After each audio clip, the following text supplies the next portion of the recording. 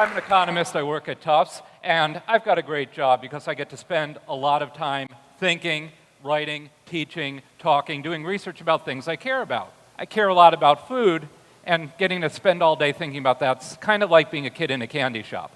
And one of the things I've been thinking about lately is that kid in the candy shop. Kids spend their own money. Are there ways we can get them to make smarter choices when they're buying food right here in Somerville? So part of why we care so much about what kids are eating in this country today is because we care about childhood obesity. Over the last 30 years, kids ages 6 to 11, the rates of obesity have doubled. Over that same 30 years, for adolescents, kids aged 12 to 17, those rates have quadrupled. According to the Centers for Disease Control, last year, 1 out of every 3 children in the United States was overweight or obese. And we've seen new rules come into place about the food that's served to kids in schools, and really interesting initiatives trying to get kids to make healthier choices in those schools. Of course, we care about what kids eat at home. We think about educating adults and kids about nutrition, and we think about things like providing new information on the labels that we see in grocery stores, as well as trying to provide access to healthier food. There's been a lot of concern about the role of quick-serve fast food markets and that on kids, and we think about how food is being advertised and marketed to kids.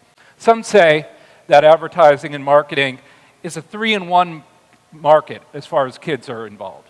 1, kids influence their parents. We call it pester power. You think of the kid in the front of the shopping cart saying, "Mommy, Mommy, I want the Cocoa Puffs."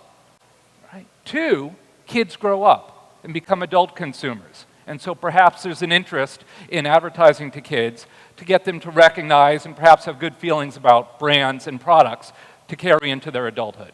And 3, kids have their own money. We actually don't know all that much about what kids do with their own money. The best numbers I've seen suggest that kids under the age of 12 are spending in the tens of billions of dollars in their own money a year. For teenagers, that's in the hundreds of billions a year. And what do you think kids buy most frequently when they're spending their own money? Food, candy. According to one study I saw, 3 out of 5 kids ages 8 to 12 buy candy with their own money. So I think about myself when I was 8 to 12. I grew up a few hours drive west of here, and in the middle of the small town where I grew up was a store called the Treasure Shop. And once or twice a week, I would walk the half-mile down to the Treasure Shop with whatever money I had in my pocket, and I'd go and spend that money at the Treasure Shop. And as best as I can remember, there were really 3 things I cared about when I was 8, 9, 10 years old. 1 were Matchbox cars. There was this great plastic display of Matchbox cars in the front of the Treasure Shop. And I'd go and I'd look and see the cars by number, and then I'd have to go up to the front counter and say, "I want number 17, the General Lee." I had the General Lee a few times.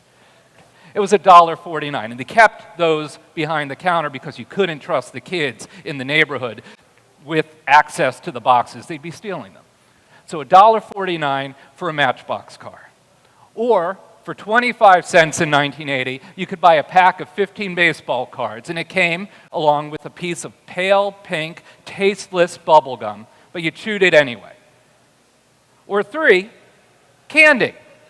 What I loved about the Treasure Shop is that they had these glass jars. You'd take a paper bag and you'd fill it with whatever candy you wanted for 1 cent, 2 cents, 3 cents, 5 cents a piece. Cinnamon hot balls, licorice, peanut butter cups, gum, Smarties, chocolate. Whether I had 5 cents in my pocket or $1 in my pocket, I could always afford some candy. To me, these 3 things as a kid were heaven. To me now, these 3 things are a choice set. So what is a choice set for an adult? Well, suppose you're hungry right now. You might consider a banana. This is a fairly healthy-minded audience. The banana is energy dense, so it's reasonably filling. It's tasty. As far as fruits and vegetables go, it's pretty convenient. And if you were hungry, you might consider paying $1 for that banana. But would you buy the banana for $1 even if you think it's worth $1? Well, that depends on what else is on offer. What about cookies? If you get cookies for that same $1, would you still buy the banana? What about if you could buy cookies for 50 cents? Well, that's a choice that many of you made earlier today. Do you recognize her or her?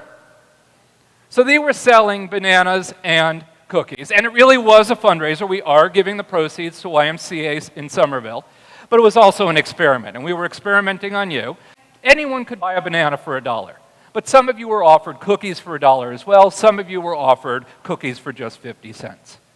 So what do you think happened? Well, it's not surprising that if the cookies are cheaper, you're more likely to buy cookies. But what's also the case is that when the cookies are cheaper, you're less likely to buy the banana. This was a choice set offered to you.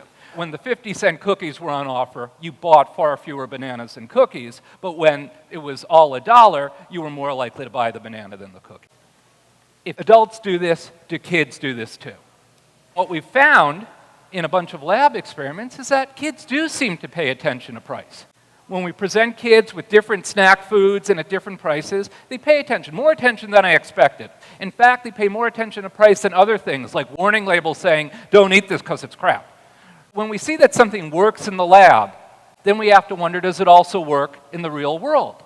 And what can we do with this? I'm a researcher, I like knowing things just to know it, but can we do something with this to also make the world a slightly better place? In this case, to encourage kids to buy healthier food items. They're spending their own money on food. We all like candy, but some of the studies out there looking at what kids buy in convenience stores, corner stores, gas stations, suggest that that's what's being bought. Why? Because even if there are bananas available in that convenience store or in that gas station, which isn't always the case, but whatever the healthier options might be, the less healthy options are often cheaper. So what we're trying to find out here in Somerville is, can we make the price of the healthier options cheaper? And will that make a difference in what kids are buying? So we're really fortunate to have this opportunity. The United States Department of Agriculture has provided us with some funds to do this. And what we want to do is work with any convenience stores, gas stations that are within walking distance of schools or other places where kids are, and just provide some discounts on the healthier options. So this is the CHOMPS project, Coupons for Healthy Options for Minors Purchasing Snacks. As I mentioned earlier, I'm an economist, I'm not a poet. That's the best I could do. And we'll be using these coupons just to see if it makes a difference. Now, price isn't the only thing that matters. We care about taste, we care about fun, and some of the things that we'll be discounting might not be the tastiest or most fun things all the time. But from what we've seen elsewhere, price does matter. It matters for adults. Otherwise, we wouldn't see coupons and these other tools of retailing and price promotion in the marketplace at all if they didn't work. So whether you think these tools are a bad thing or a good thing, I think we can all agree they're a thing.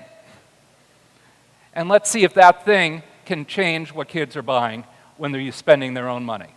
I'm excited to have the opportunity to find that out here in Somerville. I'll let you know how it goes. Thanks a lot for your attention.